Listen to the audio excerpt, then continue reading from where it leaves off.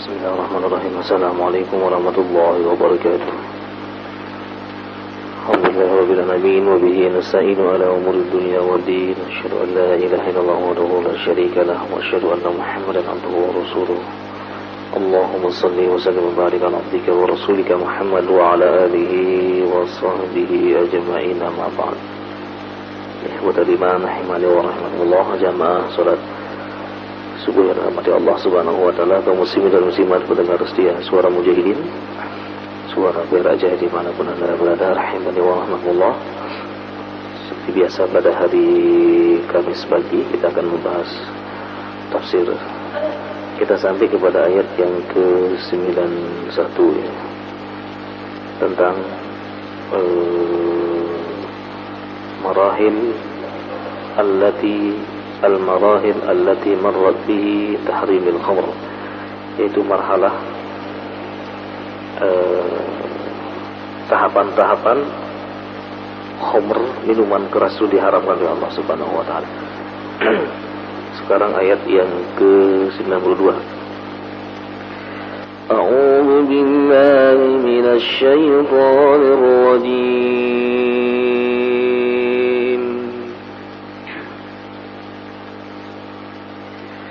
وأطيعوا الله وأطيعوا الرسول واحذروا فإن توليتم فاعلموا أنما على رسولنا البلاغ المبين. ليس على الذين آمنوا وعملوا الصالحات جناح فيما طعموا إذا ما اتقوا وآمنوا وعملوا الصالحات ثم اتقوا وآمنوا ثم اتقوا وأحسنوا والله يحب المحسنين. يا أيها الذين آمنوا ليبلونكم الله بشيء من الصيد تنالوا أيديكم ورماهكم ليعلم الله من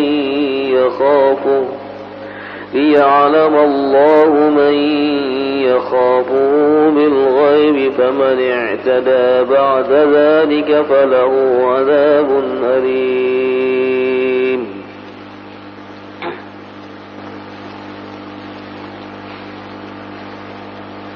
Ma'asyiral muslimin rahimani wa rahimahullah. Setelah Allah menjelaskan pada ayat sebelumnya tentang kenapa khamr diharamkan, di situ adalah di antaranya Allah Subhanahu wa taala mengatakan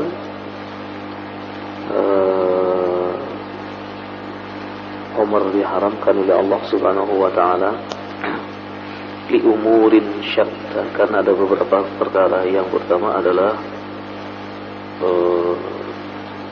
rijsun, karena dia termasuk najis. Yang kedua adalah min amali syaitan, dia termasuk perbuatan syaitan.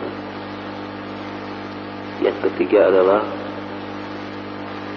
pada khamr itu Allah Subhanahu wa taala pada khamr tersebut akan terdapat permusuhan. Yuqi'a bainakumul adawah wal baghdha. Pelakunya ini yang minum khamr itu akan terjadi permusuhan satu dengan yang lain dan saling membenci. Kemudian yang berikutnya adalah wa yasuddakum an dzikrillah. Orang yang minum khamr itu nanti akan terhalang dari mengingat Allah karena hilang akal. Demikian juga terhalang dari melaksanakan ibadah salat. Itu beberapa hal kenapa khamr itu diharamkan oleh Allah Subhanahu wa taala. Nah, pada ayat yang berikutnya 92 penegasan. Tadi kan yang dipanggil orang-orang yang beriman, hai ya ayyuhalladzina amanu innamal khamru. Jadi yang mengambil pelajaran dari ayat ini adalah hanya orang-orang yang beriman. Orang-orang yang beriman yang betul-betul bertakwa kepada Allah Subhanahu wa taala. Karena masih ada juga di kalangan masyarakat kita yang masih mengkonsumsi minuman-minuman keras. Apa agamanya? Ya Islam. Oleh karena itulah ayat-ayat perintah Allah Subhanahu wa taala mesti ditujukan ya ayyuhalladzina amanu, wahai orang-orang yang beriman. Bukan hanya sekedar berislam, tapi betul-betul beriman. Islam mungkin sekedar amaliyah, tetapi kalau sudah beriman betul-betul ini menembus relung-relung hati yang paling dalam ya. Jadi betul-betul iman itu amik ya. Iman itu adalah dalam, sehingga Allah menyebut ya ayyuhalladzina amanu. Nah, pada ayat yang berikutnya wa atiullah. Nah, selain menjauhi minuman keras, perjudian, mengundi nasib, taatlah kepada Allah dan taatlah kepada Rasulnya. Pada apa? Pada larangan tadi itu. Ya jangan coba-coba untuk mencoba-coba. Saya mau coba sedikit. Nggak boleh. Karena memang sudah ada stempel dari Allah Subhanahu wa taala, sudah haram, sudah selesai. Demikian juga wa'atiur rasul, dan taatilah Rasul. Kembali kita ingatkan bahwa ada sebuah kelompok yang tidak atiur Rasul, dia atiullah saja. Dia hanya menggunakan dalil dari Al-Quran saja, sedangkan sunnah tidak. Kelompok ini disebut dengan ingkar sunnah. Nah, di sini Allah mengatakan atiullah wa atiur Rasul. Ketaatan kepada Allah dan ketaatan kepada Rasul mutlak. Kenapa harus kita taat kepada Rasul? Karena perintah Allah. Nah, seseorang tidak akan mungkin bisa memahami Allah tanpa merujuk kepada hadis-hadis Rasulullah sallallahu alaihi wasallam, karena beliaulah yang menerjemahkan dan menafsirkan Al-Qur'anul Karim.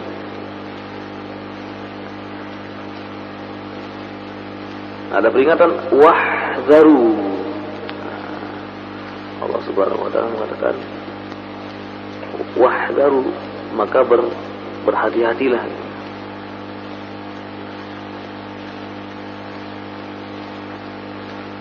Di wahzaru, berhati-hatilah. Berhati-hati terhadap apa? Ya, berhati-hati supaya jangan sampai melanggar perintah Allah Subhanahu wa taala dan perintah Rasulnya. Fa in tawallaitum, ay fa in sarattum, jika kalian berpaling dari perintah Allah Subhanahu wa taala, fa'lamu, maka ketahuilah, annama, bahwasanya, ala rasulinal balagul mubin, bahwasanya ya rasul-rasul kami itu hanya menyampaikan amanat dengan terang. Ketahuilah bahwa kalau kalian berpaling, bukan Rasul lagi yang dia akan menghukum kalian, karena dia adalah sebagai seorang pembawa risalah. Membawa risalah, yang akan menghukum kalian adalah Allah Subhanahu wa ta'ala. Urusan siapa yang membangkang? Urusan Allah. Rasul hanyalah pemberi peringatan, tentang hukumannya diserahkan kepada Allah Subhanahu wa ta'ala. Oleh karena itulah ketaatan seorang mukmin kepada Allah dan kepada Rasulnya haruslah melebihi daripada yang lain. Disebutkan di dalam hadis, salasun man wajada fihinna siapa yang ada 3 hal yang apabila ada pada seseorang tersebut wajada fihinna halawatal iman, maka dia akan merasakan manisnya iman. Yang pertama adalah an yakuna Allah wa rasulahu ahabba ilaihi mimma siwahuma, yang menjadikan Allah dan Rasulnya lebih ia cintai daripada yang lain. Mimma siwahuma, ya, kecintaannya kepada Allah dan kepada Rasul ini melebihi daripada cintanya kepada yang lain-lain.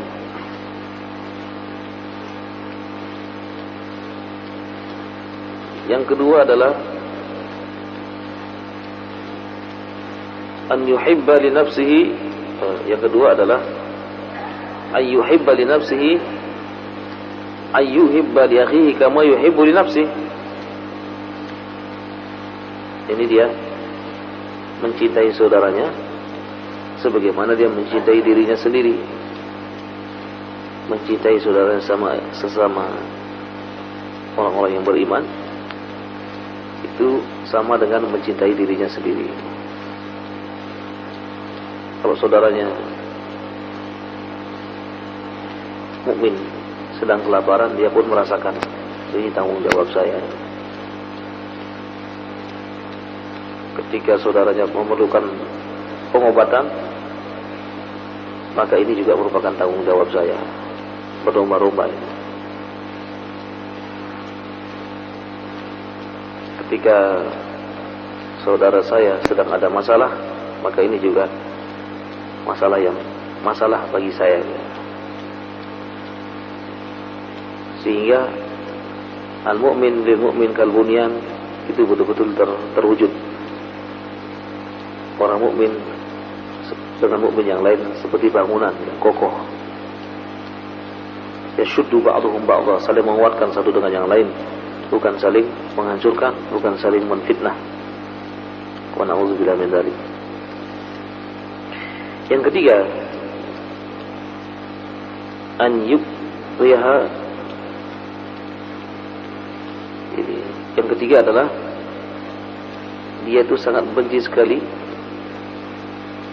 ayyuqdhafa fin nar kama anqadahu Allah Subhanahu wa taala. Dia sangat membenci ayyauda ilahi. Dia sangat membenci sekali neraka itu setelah dia dibebaskan oleh Allah Subhanahu wa taala. Jadi kan orang yang afwan. Jadi seseorang yang membenci kekufuran sebagaimana Allah Subhanahu wa taala membebaskan dia dari api neraka.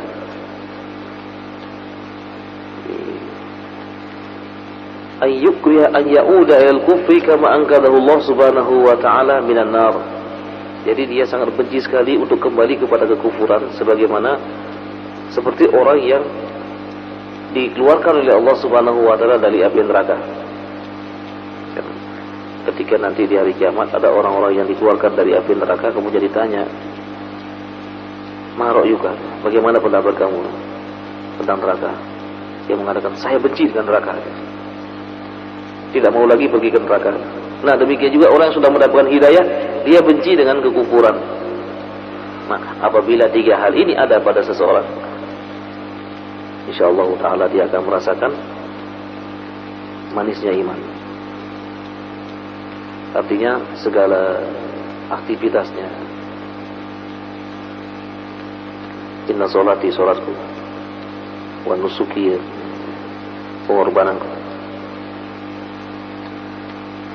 wa mahyaya dan hidupku, wa mamati demikian juga matiku, lillahi rabbil alamin, hanya ku persembahkan untuk Allah Subhanahu wa taala,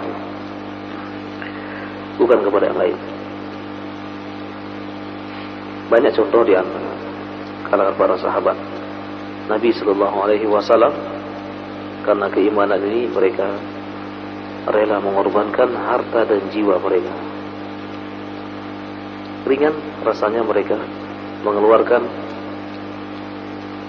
apa yang mereka miliki Kita masih ingat bagaimana Rasulullah SAW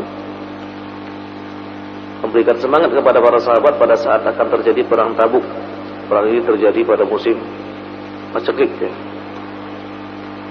Pada musim panas.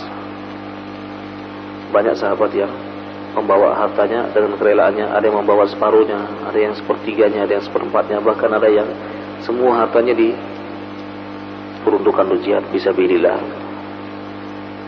Itu sebagai perwujudan dari iman-iman yang mereka miliki. Ketika mereka dipanggil untuk membela agama ini, mereka lah orang-orang yang pertama kali tampil ke depan. Nah, semoga kita juga seperti mereka-mereka itu. Nah, pada ayat yang berikutnya Allah Subhanahu wa taala mengingatkan lagi, "Laisa 'alal ladzina amanu wa 'amilus shalihati junahum fima ta'imu." Laisa 'alal mu'minin, tidaklah ada bagi orang-orang yang beriman ini alladzina syarabul khamr, yang tadinya mereka meminum minuman kerasnya sebelum diharamkan, qabla tahrimiha ismun fi dzalik, dosa. Jadi ketika dia sudah mengatakan intahaina, kami telah selesai ya Allah, kami telah selesai ya Allah, sampai di sini saja, kami tidak akan pernah minum lagi, semua telah dihapuskan dosanya oleh Allah Subhanahu wa taala. Apakah ini berlaku untuk mereka saja? Tidak. Jadi siapa saja yang pernah melakukan suatu perbuatan melanggar agama ini, maka kalau dia taubat kepada Allah Subhanahu wa taala, Allah Maha penerima taubat. Allah Subhanahu wa taala Maha menerima taubat siapa saja yang ingin taubat kepada Allah Subhanahu wa taala. Sebagaimana di ayat ini, Allah Subhanahu wa taala mengampuni dosa-dosa mereka yang tadinya meminum minuman khamr sebelum diharamkan oleh Allah Subhanahu wa taala. Idza, dengan syarat idza mattaqau wa amanu, idza tarakuha wattaqau sakhitallahu wa amanu bihi. Jika mereka meninggalkan dan mereka bertakwa dan menjauhi apa-apa yang telah dimurkai oleh Allah Subhanahu wa taala, dan mereka beriman dengan iman yang sebenar-benarnya. Wa amilus solihati summa taqaw, ay wa qaddamul a'mal as-salihah allati tadullu ala imanihim. Kemudian mereka melakukan amal-amal kebajikan yang ini menuju sebagai bukti daripada keimanannya. Wa ragbatihim fi ridwanillahi ta'ala anhum, dan keinginan mereka yang sangat untuk mendapatkan ridha Allah Subhanahu wa taala. Summa taqaw wa ahsanu, summa izdadu bidzalika muraqabatan lillahi azza wa jalla wa imanan bihi. Kemudian tidak hanya sekedar itu, dia hanya sekedar mengharapkan ridho, tapi lebih daripada itu, ia senantiasa menambah amal-amal kebajikannya dan selalu merasakan pengawasan Allah Subhanahu wa taala dimanapun dia berada. Hatta asbahu min yaqinihim ya'budunahu wa ka'annahum yarawnahu. Wa ahsanu di sini adalah seolah-olah dia ini ketika beribadah dia melihat Allah Subhanahu wa taala. Jadi betul-betul ibadahnya itu adalah ibadah yang paripurna, dan ibadah yang sangat sempurna sekali, khusyuknya luar biasa. Abdullah bin Umar mengatakan, "I'mal lidunya ka'annaka ta'ishu abada wa amal li akhiratika ka'annaka tamutu wada." Afwan, selama ini kita katakan Umar yang mengatakan, tapi adalah Abdullah bin Umar, putranya yang mengatakan, karena beliau ini termasuk orang yang zuhud. Rasulullah pernah berpesan kepada Abdullah bin Umar, kun fid dunya ka'annaka gharibun aw 'abiru sabilin. Jadikanlah kamu di dunia ini orang-orang yang seorang orang asing atau orang yang dalam perjalanan. Nah, kemudian beliau mengatakan ikmali dunyaka, beramal untuk duniamu seolah-olah kamu akan hidup selama-lamanya. Wa amali akhiratika ka'annaka tamutu ghadaya. Kalau kita beramal ya, kalau kita bekerja ya bekerja dengan serius. Allah Subhanahu wa taala sangat menyukai orang yang bekerja kemudian menekuni pekerjaan itu. Ditekuni. Dia memiliki cita-cita besar ke depan. Itu pada saat dia beramal, pada saat dia bekerja. Tetapi pada saat dia beribadah, melaksanakan ibadah salat, ka'annahu yamutu ghadan, seolah-olah dia akan mati besok. Jadi betul-betul khusyuk ibadahnya. Jadi semua dia putuskan hubungan dengan dunia. Apapun dunia itu, bagaimanapun mewah rumahnya, mahal mobilnya, banyak bisnisnya, tapi pada saat dia beribadah, dia sekarang lemah di hadapan Allah Subhanahu wa taala. Bahwa sebentar lagi malakul maut akan datang menghampirinya dan mencabut nyawanya. Pada saat itu inqata'a minad dunya wa yattasilu ila Allah Subhanahu wa taala. Pada saat itu dia terputus dengan urusan-urusan dunia dan dia nyambung dengan Allah Subhanahu wa taala. Nah, pernahkah kita merasakan seperti itu? Kalau belum pernah ya, memperbanyak istighfar, mohon ampun kepada Allah Subhanahu wa taala. Barangkali kerak-kerak atau kotoran-kotoran dosa itu masih menempel pada diri kita sehingga itu yang menghalangi kita untuk khusyuk kepada Allah Subhanahu wa taala. Wallahu yuhibbul muhsinin, dan sesungguhnya Allah Subhanahu wa taala suka kepada orang-orang yang berbuat kebajikan, berbuat ihsan. Wa inna Allah ta'ala yuhibbul ladina balagu darajatal ihsan hatta asbaha imanuhum bil ghaibi kal musyahadah. Jadi muhsinin di sini adalah mereka yang imannya pada saat terang-terangan maupun dalam keadaan sembunyi sama saja, tidak berubah sedikit pun. Dalam terang-terangan dia tidak berani berbuat maksiat, apalagi pada saat tidak ada satupun yang melihatnya, dia pun tidak berani berbuat maksiat kepada Allah Subhanahu wa taala. Baik ikhwatal iman rahimani wa rahimakumullah. Jadi inilah yang dapat disampaikan pada kesempatan berbagi ini. Dua ayat, yaitu yang pertama tentang bagaimana sesungguhnya hakikat daripada orang yang selesai atau taubat dari minum-minuman keras, mereka lah yang senantiasa beriman kepada Allah Subhanahu wa taala, kemudian beramal kebajikan dan berjanji untuk tidak mengulangi kembali. Demikian juga pada ayat sebelumnya di Allah Subhanahu wa taala menjadikan ketaatan kepada Allah dan Rasulnya adalah ketaatan yang mutlak. Baik, barangkali ada yang bertanya atau mungkin ada yang menambahi, tafadhol silakan.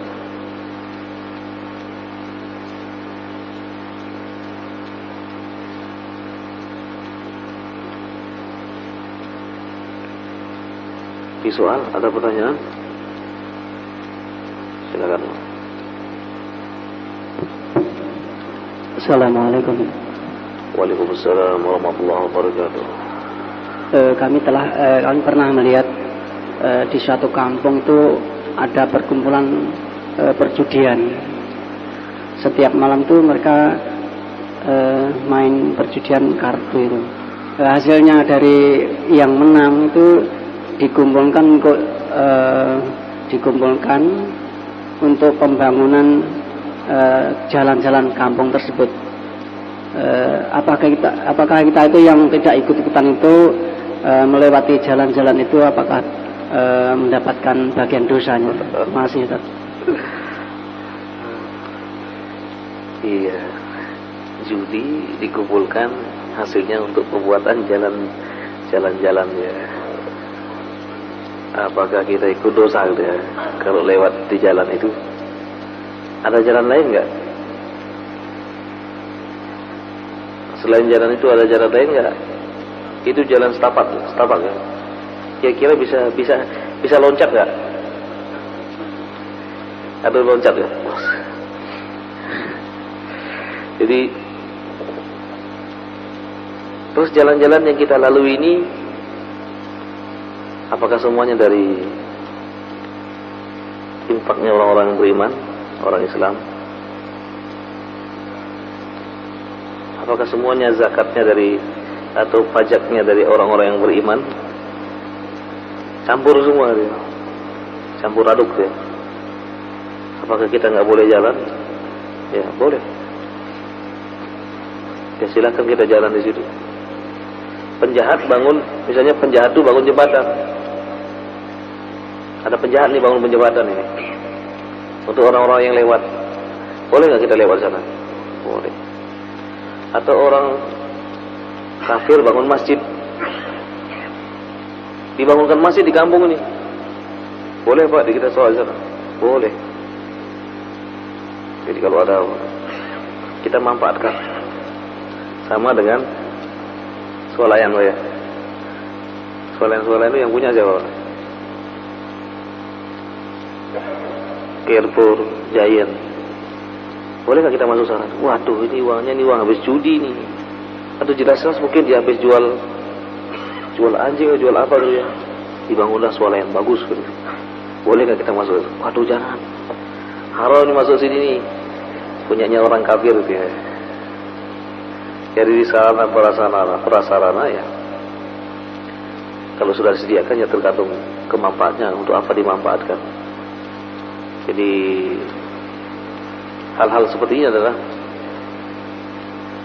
sebagai wasail, sarana prasarana yang memang yang mesti seseorang itu akan mempergunakan, yang bermanfaatkan. Jadi yang tidak boleh adalah dimakan. Jadi hasil judi itu kemudian dibagi-bagikan, diinfakkan. Kemudian hasilnya ini ya dipergunakan untuk buka puasa bersama. Boleh nggak? Nggak boleh. Karena hasilnya sudah haram. Innallaha thayyibun la yaqbalu illa thayyiban. Allah itu baik, dia tidak akan menerima sesuatu yang tidak baik. Jadi kalau yang seperti tadi pembuatan jalan dan lain sebagainya, maka bolehkah kita lewat? Ya, kalau ada tempat yang lain ya kita nggak lewat. Tapi kalau nggak ada lagi ya sudah, kita boleh, karena dia merupakan sarana. Jadi adanya sarana itu adalah untuk menyampaikan kita dapat pergi ke sana. Ya. Baik. Yang lain?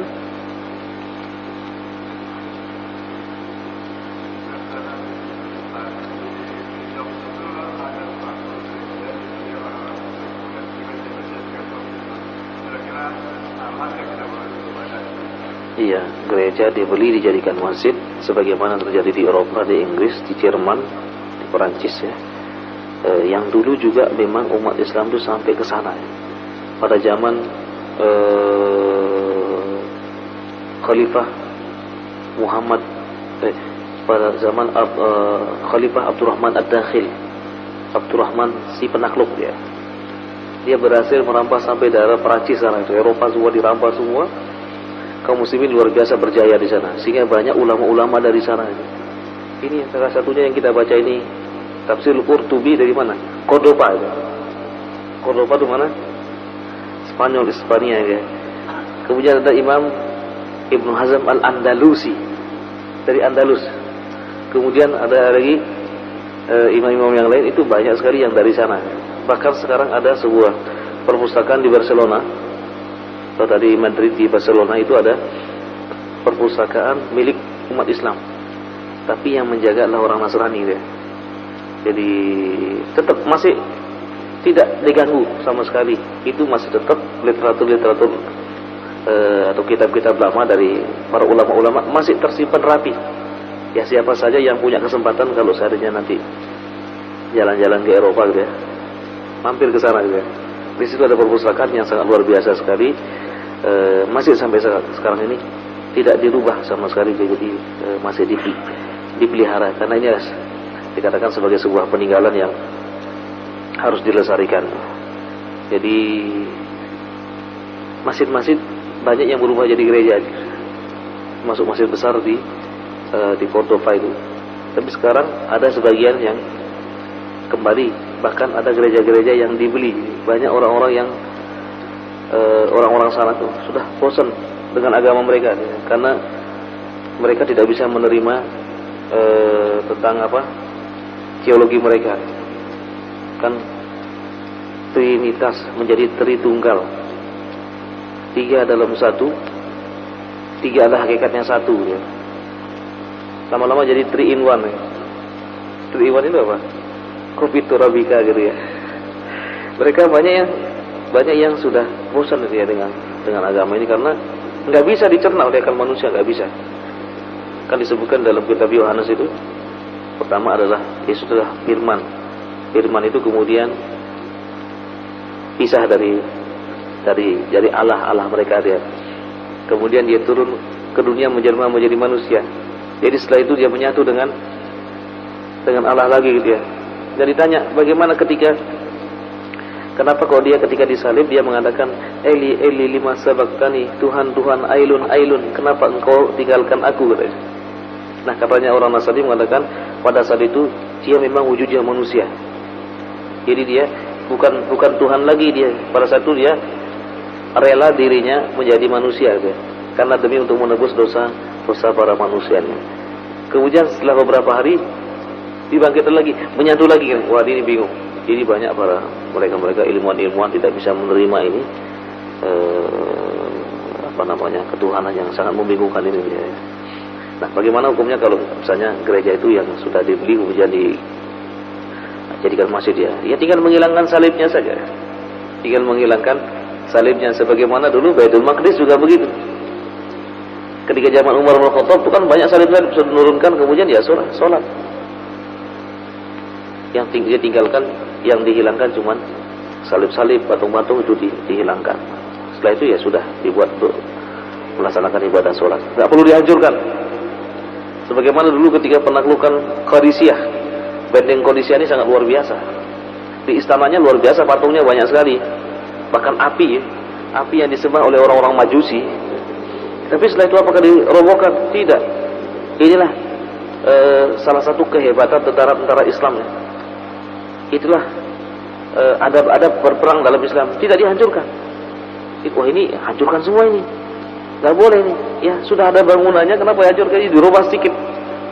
Apanya? Ya dihilangkan gambarnya, apinya yang disembah-sembah itu dimatikan, sudah dibersihkan, dipakai untuk sholat, selesai sudah. Jadi tidak perlu dirobohkan lagi, kemudian bangun yang baru ini kan menghabiskan dana. Ya sekarang banyak sekali lagi di Jerman, demikian juga di Belanda, di Prancis dan di Inggris ini banyak gereja-gereja yang dibeli oleh umat Islam ya, sehingga dijadikan masjid ya. Baik, masih ada lagi?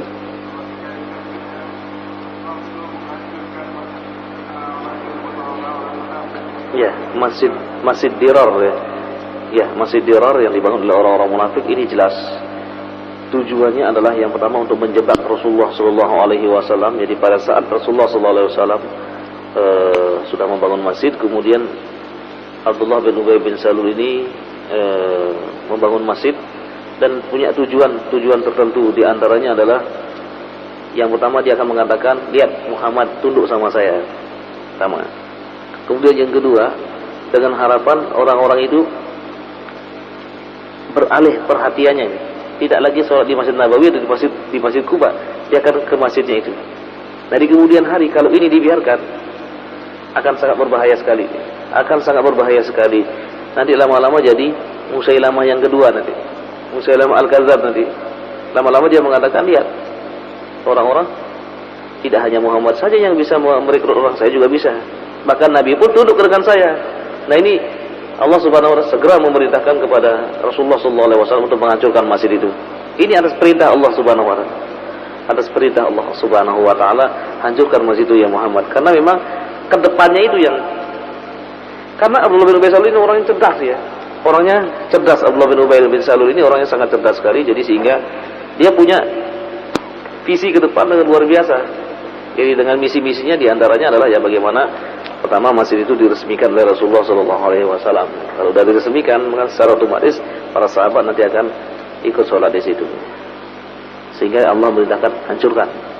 Baik, ikhwatan iman rahimani wa rahimakumullah. Mungkin ini yang dapat sampaikan pada kesempatan yang sangat berbahagia ini. Semoga Allah Subhanahu Wa Taala senantiasa membimbing kita ke jalan yang benar, menjadikan kita ini orang-orang yang senantiasa beriman, dan semakin hari iman kita bertambah dan bertambah terus sehingga kita bertemu dengan Allah dalam keadaan iman. Aku qouli hadza wa astaghfirullah li wa lakum. Subhanakallahumma wa bihamdika asyhadu an la ilaha illa anta astaghfiruka wa atubu ilaik. Wassallallahu ala nabiyyina Muhammadin wa alihi washabihi ajmain. Assalamualaikum warahmatullahi wabarakatuh.